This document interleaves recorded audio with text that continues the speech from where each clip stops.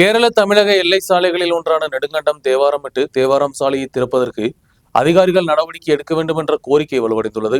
சாலையை திறக்க வேண்டும் என்று வலியுறுத்தி பொதுமக்கள் தலைமையில் போராட்டமும் தொடங்கப்பட்டுள்ளது. முதல் கட்டமாக தேவாரத்தில் பொதுமக்கள் உண்ணாவிரத போராட்டத்தில் ஈடுபட்டனர்.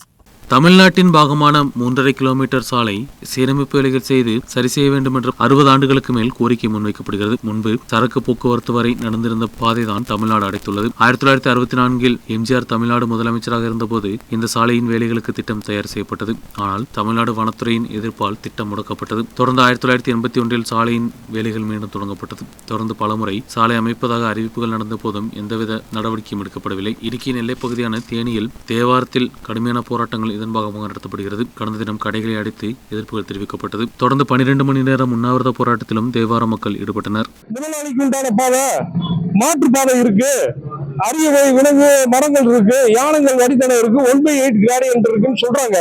அது எந்த அடிப்படையில பண்ணாங்கன்னு இதுவரைக்கும் எங்களுக்கு தெரியல.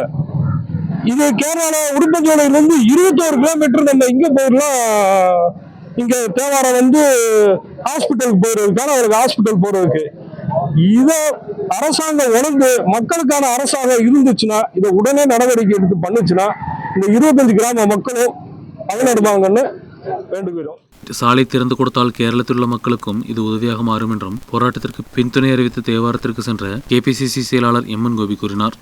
വളരെയേറെ ഉപകരിക്കും. അതുകൊണ്ട് എന്തുകൊണ്ടും വളരെ ഫലപ്രദമായി ജനങ്ങൾക്ക് ഉപയോഗിക്കാൻ കഴിയുന്ന റോഡ് എന്നുള്ള നിലയിൽ ഇതിന്റെ നിർമ്മാണത്തിന് ഗവൺമെന്റ് തയ്യാറാകണം. അത് ആ ആവശ്യം ഉന്നയിച്ചുകൊണ്ട് ഇവിടെ സമരം ചെയ്യുന്ന ഇന്നത്തെ ദിവസം സത്യാഗ്രഹ സമരം തൊട്ട് കുറച്ച് ദിവസം മുമ്പ് ഇവിടെ ഉപരോധ സമരം ഉണ്ടായിരുന്നു, കടയടപ്പ് സമരം ഉണ്ടായിരുന്നു. ഇന്ന് ഉണ്ണാവൃതമാണ്, സത്യാഗ്രഹ സമരമാണ്. അതിന് ഐക്യദാർഢ്യം പ്രഖ്യാപിക്കാനാണ് ഞങ്ങൾ കേരളത്തിൽ നിന്ന് എത്തിയിട്ടുള്ളത്. ഈ റോഡ് പണിയുന്നവരെയുള്ള ഈ സമരത്തിന് എല്ലാ പിന്തുണയും കേരളത്തിന് വേണ്ടി അറിയിക്കുകയാണ്.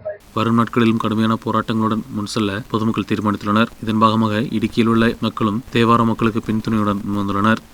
நியூஸ் பியூரோ ராஜகுமாரி.